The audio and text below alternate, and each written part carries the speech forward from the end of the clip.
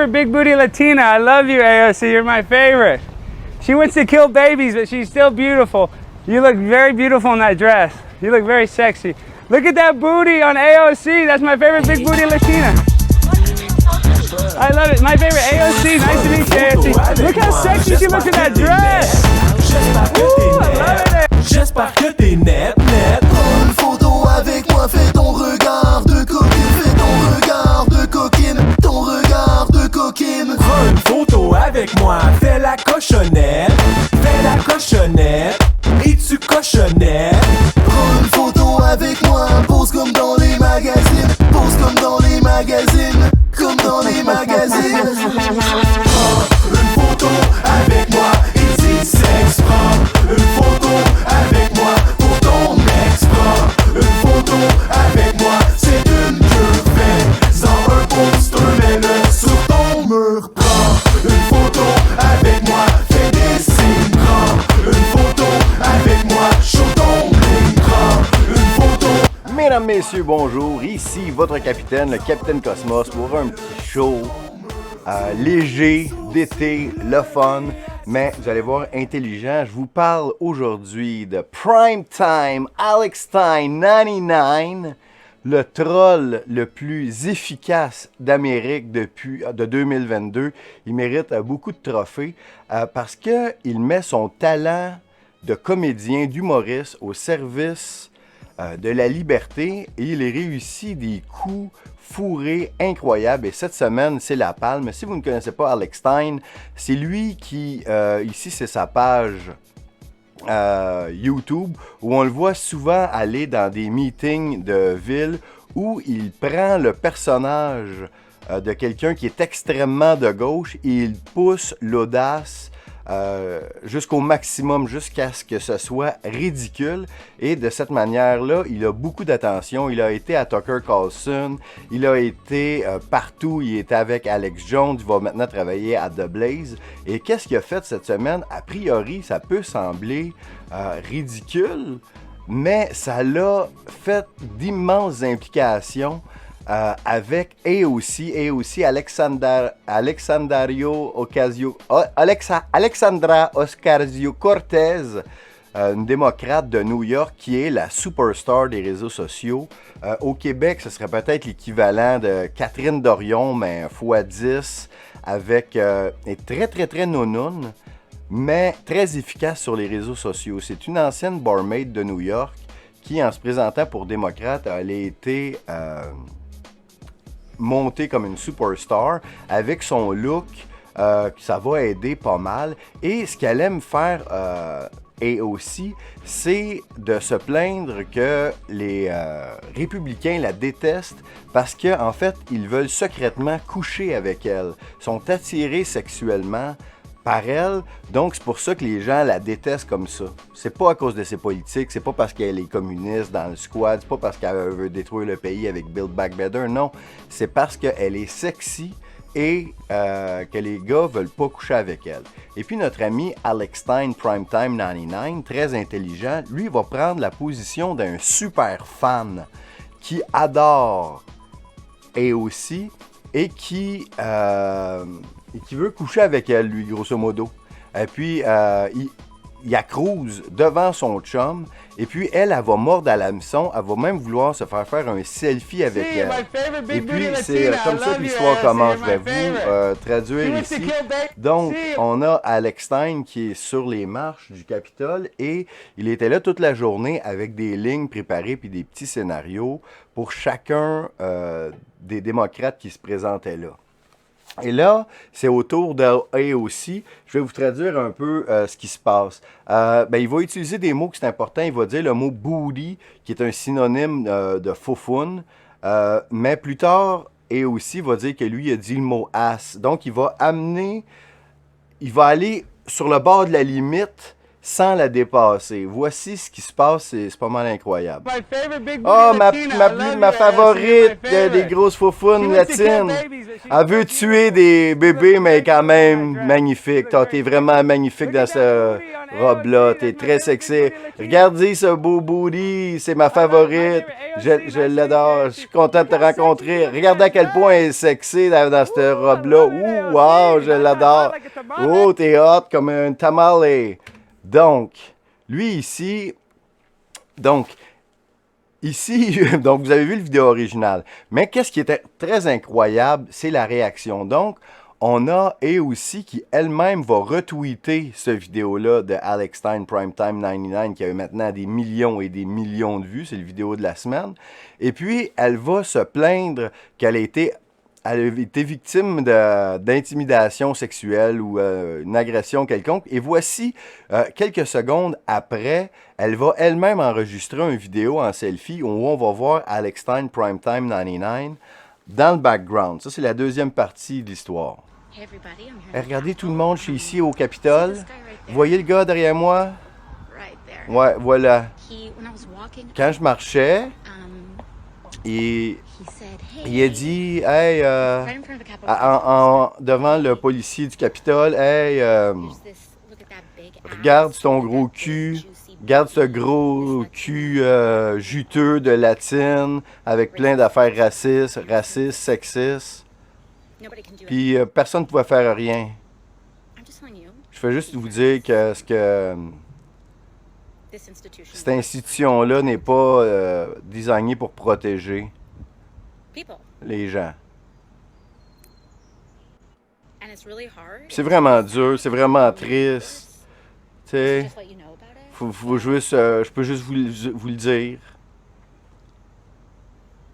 That's the institution we're in.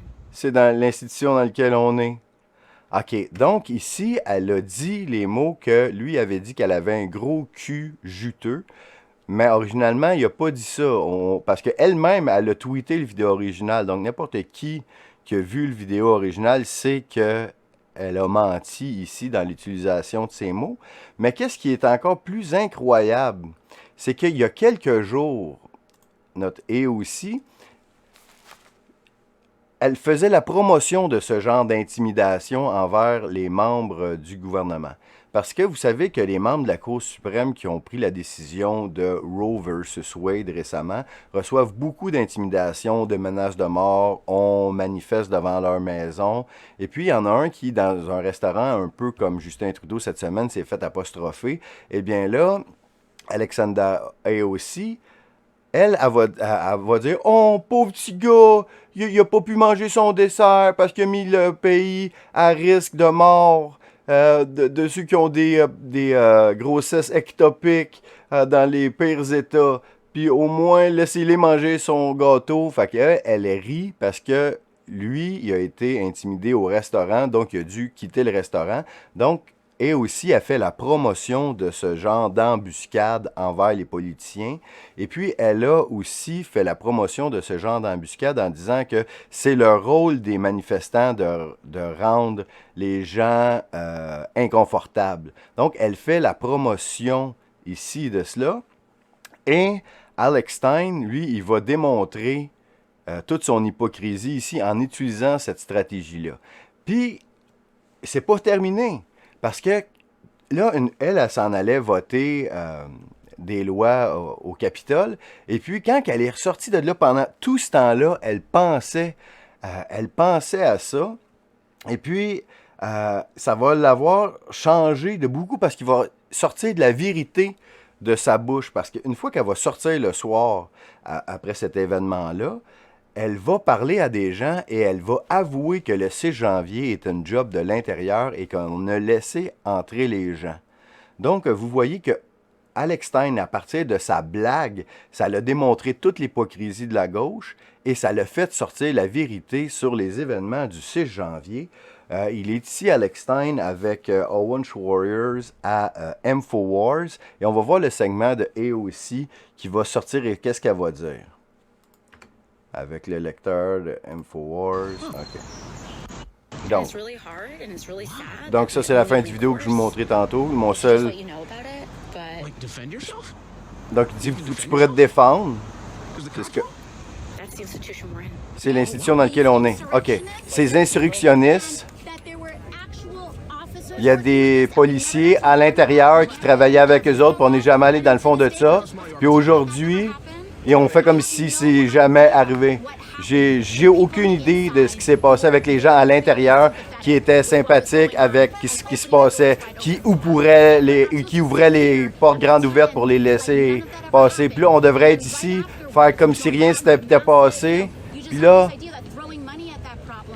on a une idée qu'on peut juste donner de l'argent à ce problème-là, ça va s'en aller. C'est ça la vraie question. On n'est pas safe. C'est pas juste les membres du Congrès. Les gens qui travaillent ici sont pas safe. Les concierges sont pas safe. Faut qu'on aille au fond de ça. Donc, on est ici à Windsor et il dit c'est comme un miracle. C'est qu'elle a jamais eu un vrai homme qui a fait du call où il y avait une vibe, mais juste après que tu aies fait ces commentaires-là, et comme rendue une conservatrice, elle dit maintenant que la police font pas leur job puis qu'elle a besoin de se défendre. Puis là, maintenant, il dit qu'il y a un problème parce que la police ouvre les portes et ont laissé les gens rentrer le 6 janvier. Je sais pas ce que tu as fait, mais tu l'as amené sur le chemin de la réalité. Il dit, peux-tu croire ça? Je suis passé d'un troll qui appelait sexy, et puis maintenant, on a elle qui avoue que le 6 janvier, c'est une job de l'intérieur. Si on regarde Ray Epps, il y a eu des agents provocateurs, c'est pas juste que c'est des personnes qui savent qu'il y a eu une élection frauduleuse. Puis elle est tombée dans la trappe parce qu'elle sait que la police du Capitole était dans le coup. Donc pendant 3 heures, pendant qu'elle était dans le meeting, la seule chose qu'elle pensait, c'était à moi. Puis là, il fallait qu'elle sorte pour dire à quel point c'était une grosse victime. Puis j'espère qu'ils vont investiguer le Capitole. Il faudrait qu'ils fassent une grande investigation sur la police du Capitole pour qu'ils admettent qu'ils ont laissé la police, qu'ils ont laissé les gens rentrer. Il dit, toi-même, Owen, tu n'aurais pas pu rentrer. Ils ont laissé les gens rentrer. Donc, vous voyez toutes les implications qu'une blague peut faire. Donc, c'est pour vous inciter à justement mettre de l'énergie à filmer, à interagir avec soit membres des médias, artistes, politiciens qui nous ont vendu le COVID depuis 2 ans pour les exposer. Ça, qu'est-ce que Alex Stein, Primetime 99 fait? Ça coûte absolument rien. Lui, la seule chose qu'il a au début, un téléphone cellulaire, une belle bouille, du talent, du guts, et puis il est dehors, et puis il expose le ridicule de la gauche, parce que les gauchistes et les gens les élites, c'est ce qu'ils détestent le plus, faire rire d'eux. Parce que lorsqu'on rit d'une blague, c'est parce qu'on a compris la prémisse de la blague, donc on est de mèche avec la personne qui a fait la blague. Donc faire des blagues, faire rire les gens, ça fait en sorte que les gens, ils vont être du côté de la liberté. C'est ce que Alex Stein Primetime 99 a fait d'une manière incroyable. Donc il a été partout. Hier soir, il était avec Tim Pool dans son émission. Il a été à Tucker Carlson récemment. Il est vraiment partout. C'est l'homme à suivre. Shout out Primetime 99, Alex Stein. Tu es un modèle à suivre pour tous les combattants de la liberté qui ont... Tu sais, on n'est pas tous des Alexis Cossette-Trudel avec 2 diplômes universitaires sur les guerres de l'information, mais on peut mettre notre talent à faire des coups qui vont devenir viraux. Et puis, c'est en se pratiquant, c'est en tentant de frapper des coups de circuit qu'à un moment donné, on en a un. Fait que sortez, faites des coups. Des fois, vous allez passer dans le beurre, mais vous risquez de faire des coups de circuit qui vont faire changer les choses. Parce qu'on est à ça de gagner, puis ça prend votre implication pour qu'on puisse gagner. Maintenant, je vous parle d'un autre sujet moins drôle. C'est la mort d'un comédien ici, d'un humoriste, mort d'une manière bizarre à 28 ans. C'est un humoriste qui avait quand même beaucoup de talent, Jack Knight, qui est mort à 28 ans. Il faisait des voix et puis il faisait du stand-up comique. Donc, à chaque semaine, on en a là, des humoristes comme ça qui meurent. On n'a pas eu au Québec encore. Ils sont tous morts à l'extérieur à date. Parce que chaque mort est un drame, évidemment. Mais lorsque c'est des gens inconnus qui meurent, moi, ça me touche beaucoup. Mais si c'était quelqu'un qui nous a vendu le nouvel ordre mondial, ça me dérangerait pas pantoute. Puis ici, j'ai tenté de savoir si Jack Knight avait fait la promotion du vaccin, ou j'avais dit qu'il était vacciné. Je ne le sais pas. Mais dans mes recherches, j'ai trouvé un de ses sketchs qui est ici, qui s'appelle L'opioïde, c'est le nouveau crack pour les Blancs, de Jack Knight. Et puis, c'est le numéro d'humour le plus raciste que j'ai jamais vu. Et puis, regarde, je vais vous le traduire. Je vais vous le traduire sur le coup, ici.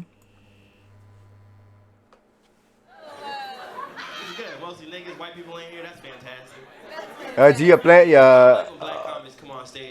j'aime ça quand il y a des Noirs qui vont sur le stage puis qui bâchent les Blancs. Ils savent ce qu'ils ont fait. Dieu va s'en occuper, tu sais.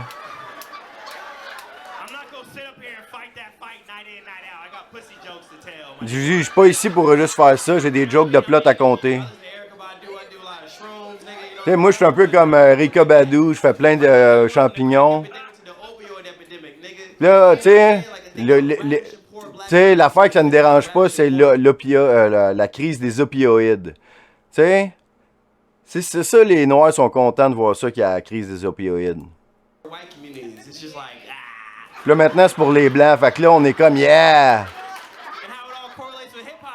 C'est quoi la corrélation avec le hip-hop? Parce qu'avant, le hip-hop, c'était un nouveau genre qui est sorti. Puis là, tout le monde maintenant écoute du hip-hop.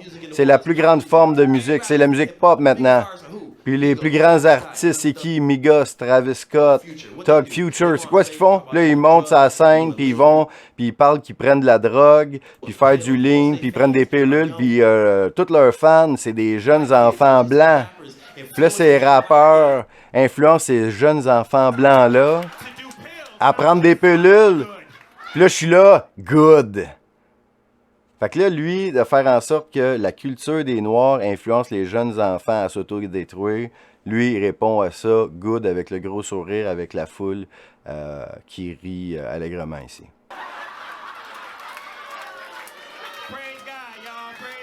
Il dit, ah ouais, prions le Seigneur.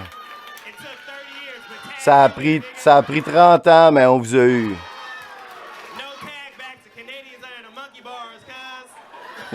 Il n'y a pas de taxe. Je n'ai pas catché celle-là là, dans les bars canadiens de Monkey. Je sais pas ce qu'il veut dire.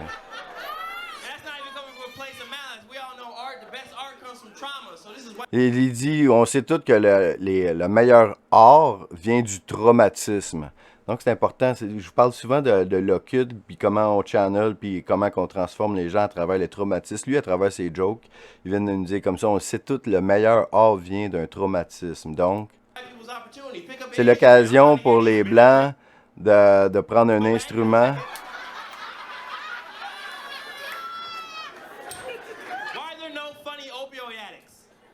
Il dit, y a-t-il quelqu'un qui connaît un utilisateur d'opioïdes qui est drôle? Hein? Pourquoi il n'y en a pas de drôle? On connaît tous un crackhead drôle. Les Blancs, ils prennent leur traumatisme de crackhead ben trop au sérieux. Parce qu'ils font une émission là-dessus. Oh, on mourra, tout le monde meurt. Ta gueule.